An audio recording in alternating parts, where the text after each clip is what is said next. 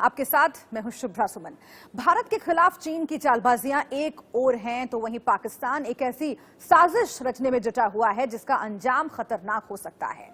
जिस वक्त भारत का फोकस चीन पर है, उसी वक्त पाकिस्तान अपने पड़ोसी मुल्क अफगानिस्तान में आतंकियों की फौज तैयार करने में जुटा हुआ है। ये दावा यूएन की एक रिपोर्ट में किया गया है कि 6500 पाकिस्तानी आतंकी अफगानिस्तान में तालिबान की ट्रेनिंग करवा रहे हैं।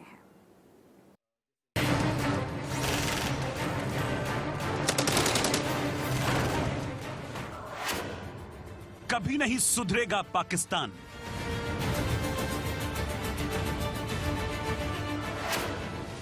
आतंक की ट्रेनिंग @ अफगानिस्तान।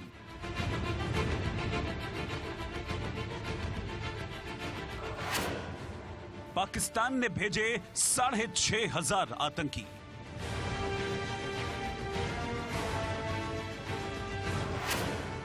अफगानिस्तान में मचाएंगे कत्लेआम।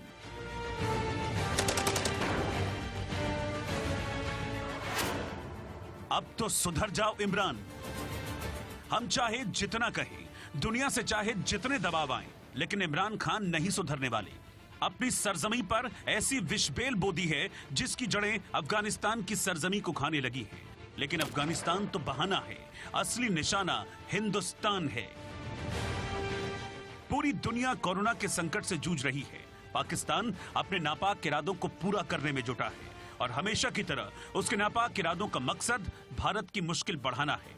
लेकिन इस बार जो साजिश उसने रची है वो बेहद खतरनाक है, क्योंकि अपने आतंकी मंसूबों को पूरा करने के लिए उसने अफगानिस्तान को चुना है और उसका इरादा तालिबान को हथियार बनाने का है।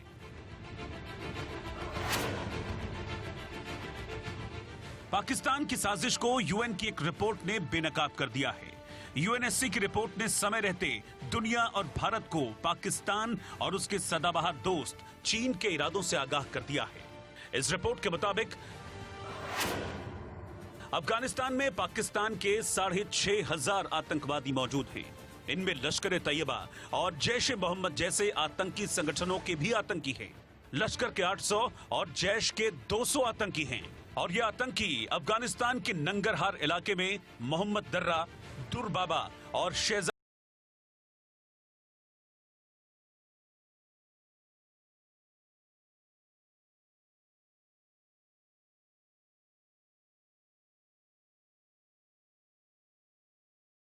एक मिशन में जुटे हैं और इनका दायरा बढ़ता जा रहा है।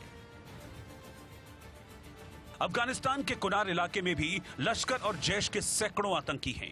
यूएन की निगरानी टीम ने बताया है कि यहां ये सभी अफगान तालिबान के नीचे काम कर रहे हैं, लेकिन उनका असल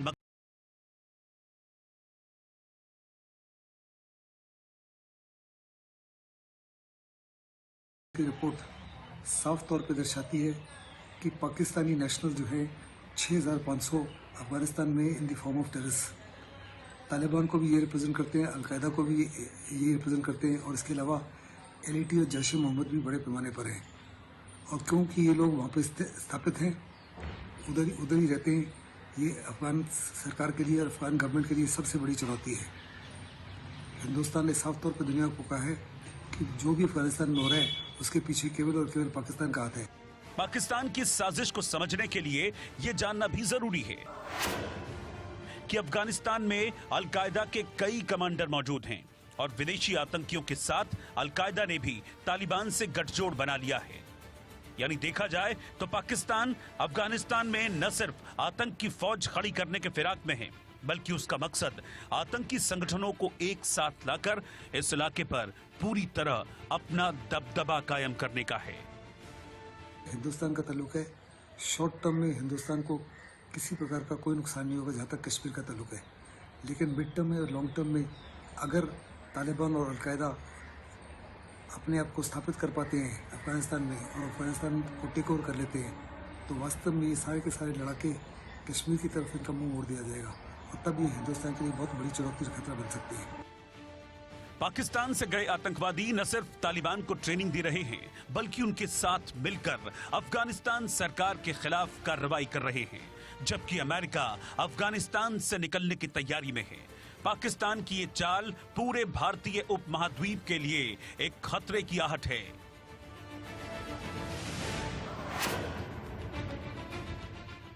अफगानिस्तान में तालिबान, जैश, लश्कर और अलकायदा का गठजोड़ और वहां तैयार हो रही आतंकियों की फौज भारत के लिए चिंता की बात है। पाकिस्तान के उलट अफगानिस्तान भारत का हमेशा से दोस्त रहा है और यही वजह है कि अफगानिस्तान को फिर से बसाने के लिए भारत ने वहां करीब 139 अरब रुपए का निवेश किया है। इसके अलावा मध्य एशिया से भारत के संपर्क के लिहाज से भी अफगानिस्तान भारत के लिए बेहद जरूरी है। साथ ही पाकिस्तान के नापाक मंसूबों पर लगाम लगाने में भी अफगानिस्तान की भूमिका रही है। इसीलिए अफगानिस्तान में अगर आतंकियों की फौज खड़ी होती है तो रणनीतिक तौर पर भारत को भारी नुकसान होगा। आतंकियों की इस फौज को पाकिस्तान भारत के खिलाफ इस्तेमाल करने की कोशिश करेगा, लेकिन उससे भी ज्यादा चिंता की बात है चीन का वहां मौजूद होना। एक मोर्चे पर चीन और भारत आमने सामने हैं।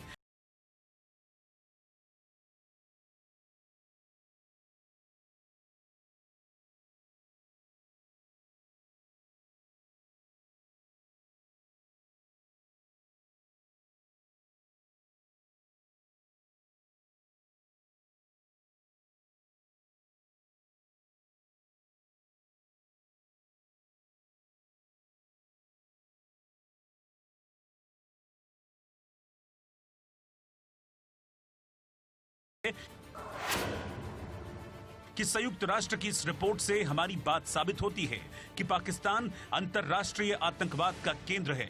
विदेश मंत्रालय ने कहा कि पाकिस्तान संयुक्त राष्ट्र और फाइनेंशियल एक्शन टास्क फोर्स के प्रस्ताव के मुताबिक कदम नहीं उठा रहा है। भारत ने दुनिया से पाकिस्तान पर दबाव बनाने की अपील की है। आतंक को पनाह देने वाले पाकिस्तान की चाहे दुनिया भर में कितनी फजीहत हो, लेकिन वो अपनी चाल से बाज नहीं आता और न ही वहां अल्पसंख्यक हिंदुओं पर अत्याचार कम होने का नाम ले रहा है। हिंदुओं पर हिंसा और धर्म परिवर्तन की कोशिश लगातार चल रही है। सिंध इलाके में 2 अलग-अलग लड़कियों को अगवा करके उनका धर्म परिवर्तन करवाया गया।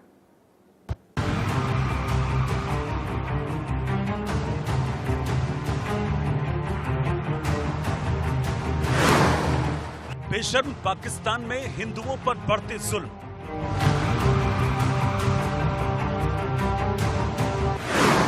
अगर सुरक्षित नहीं हिंदू लड़कियां, तो फिर इमरान का कैसा नया पाकिस्तान? पाकिस्तान में हिंदुओं की हालत बयां करने वाली ये तस्वीरें ज्यादा पुरानी नहीं है। दुनिया ने जब ये तस्वीरें देखी तो पाकिस्तान की थू-थू हो गई, क्योंकि खुलेआम लोगों का हुजूम जमा करके एक शख्स ने एक गुरुद्वारे पर हमला करने और सिखों को सबक सिखाने का ऐलान किया था।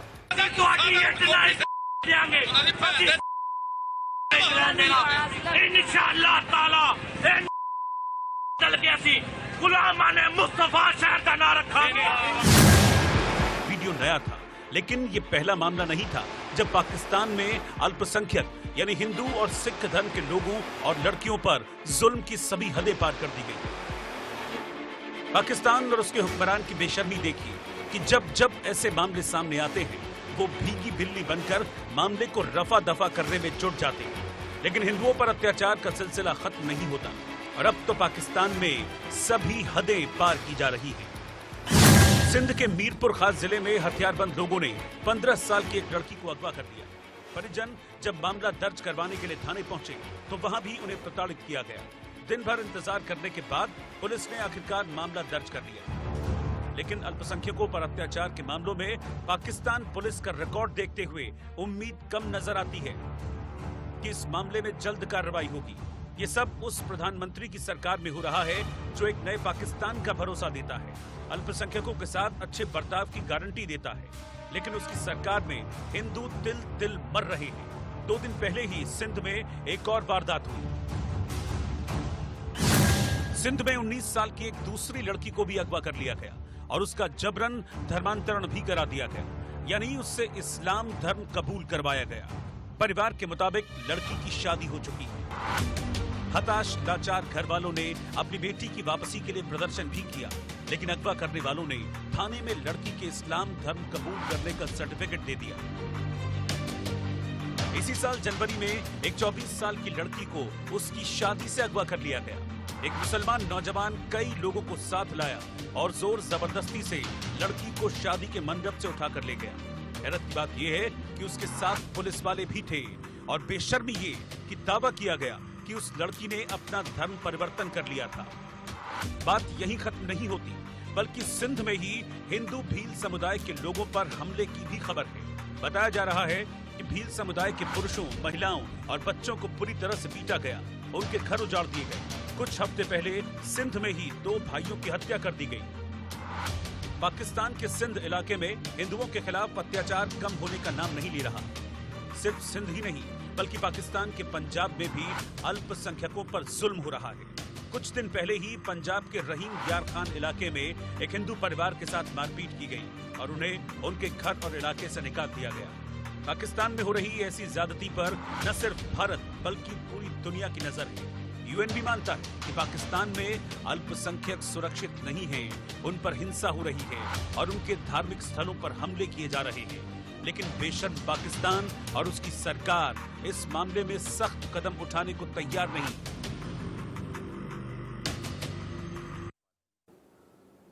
पाकिस्तान की दुर्गति के लिए प्रधानमंत्री इमरान खान के अजीबोगरीब फैसले भी कम जिम्मेदार नहीं हैं। सोशल मीडिया पर वायरल है कि इमरान की बीवी बुशरा बेगम के पूर्व पति खावर मनेका को वहां हज का डीजी बना दिया गया है। जाहिर है इस खबर के साथ ही ये भी चर्चा गर्म हो गई है कि क्या बुशरा बेगम का अपने पूर्व पति के साथ नजदीकियां बढ़ी हैं।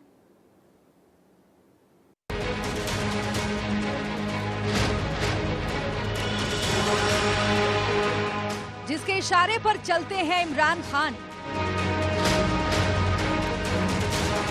क्यों पूर्व पति पर है उसकी नजरे इनायत। बुशरा बेगम के पूर्व पति बने हज के डीजी। पाकिस्तान में कई ऐसी बातें हैं जिनका जवाब मिलना मुश्किल है और सबसे ऊपर प्रधानमंत्री इमरान की बीवी बुशरा बेगम खुद एक ऐसी पहेली है जिन्हें समझना नामुमकिन माना जाता है। कहते हैं इमरान खान के फैसले बुशरा बेगम की मर्जी से लिए जाते हैं, बल्कि वो जो कहती हैं इमरान खुशी खुशी उसे मंजूर करते हैं। लेकिन जो खबर पाकिस्तान से आ रही है, अगर वो सच है तो हैरान करने वाली है। सोशल मीडिया पर चर्चा है कि बुशरा बेगम के पूर्व पति खावर मनेका को हज का डीजी बनाया गया है। हालांकि इस खबर की पुष्टि सरकार की ओर से नहीं हुई है। पाकिस्तान सरकार ने इस खबर से फिलहाल इनकार किया है, लेकिन इसकी चर्चा गर्म है और चर्चा इसलिए भी गर्म है क्योंकि इसका वास्ता इमरान खान की तीसरी बीवी बुशरा बेगम से है। एक बात जो पाकिस्तान में बहुत आम है कि इमरान खान के फैसले दरअसल बुशरा बेगम के होते हैं, तो फिर सवाल उठना लाजमी है कि पूर्व पति पर बुशरा बेगम मेहरबान क्यों है। कहीं वो पूर्व पति के करीब तो नहीं जा रही हैं। बुशरा बेगम के जादू का असर।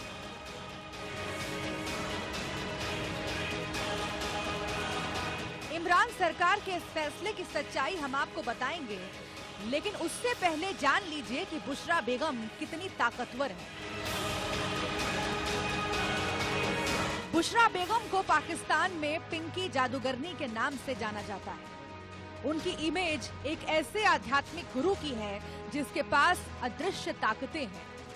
वो इमरान से शादी के बाद बुर्के में नजर आती हैं और उनको लेकर कई कहानियां पाकिस्तान में कहीं सुनी जाती है। लोग मानते हैं कि न सिर्फ इमरान खान पर उनका असर है, बल्कि सरकार के फैसलों में भी उनका दखल है।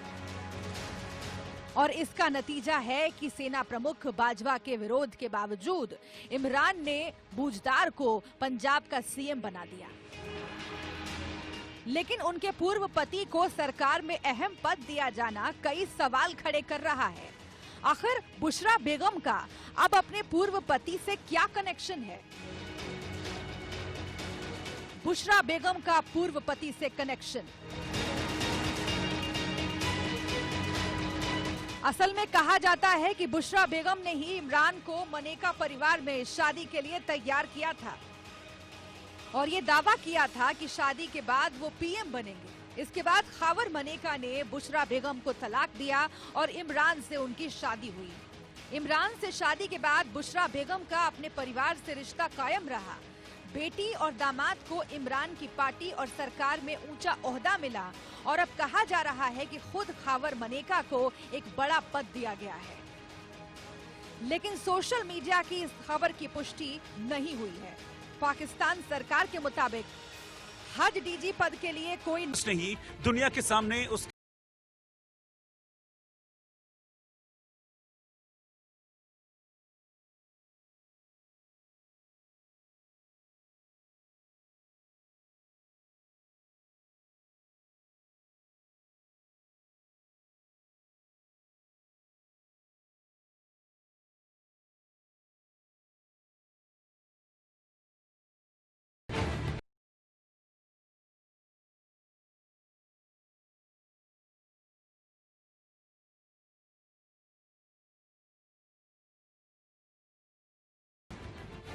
बुशरा अंसारी पाकिस्तान में तो मकबूल है ही, भारत में भी लोग उन्हें जानते हैं।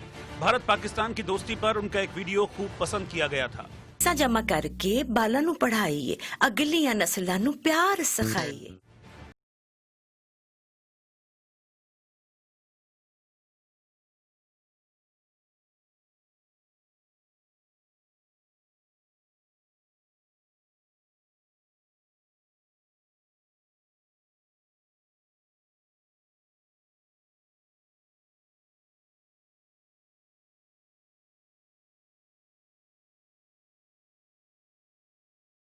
से रोक रहे हैं। प्लीज इसको बचाएं, इसको स्प्रेड को रोकें, घर में रहें, एहतियात करें। अपने वीडियो के जरिए बुशरा ने पाकिस्तानियों से मिलकर कोरोना से लड़ने और गंभीरता दिखाने की अपील की है और साफ लहजे में कहा है कि सूरत हाल ऐसे ही रहे तो वो पाकिस्तान वापस नहीं जाने वाली।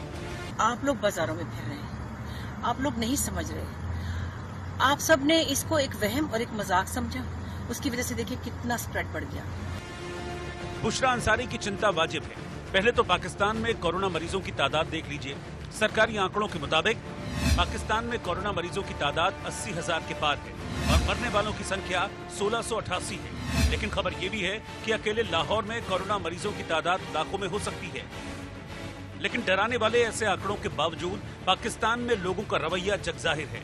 बगैर एहतियात के भीड़ मस्जिदों में नजर आती है। बेहिसाब लोग खरीदारी के लिए सड़कों पर नजर आते हैं। पुलिस वाले अगर रोकने टोकने की कोशिश करते हैं तो लोग हमला कर देते हैं। और तो और कोरोना को लतीफा बना देने से भी उन्हें कोई गुरेज नहीं है।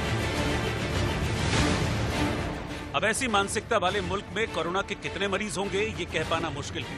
तो फिर अगर कनाडा में बैठी बुशरा अंसारी ने पाकिस्तान लौटने से इनकार कर दिया तो इसमें हैरत की बात नहीं है, क्योंकि पिछले कुछ हफ्तों में पाकिस्तान के कई सेलिब्रिटी कोरोना की चपेट में आ चुके हैं।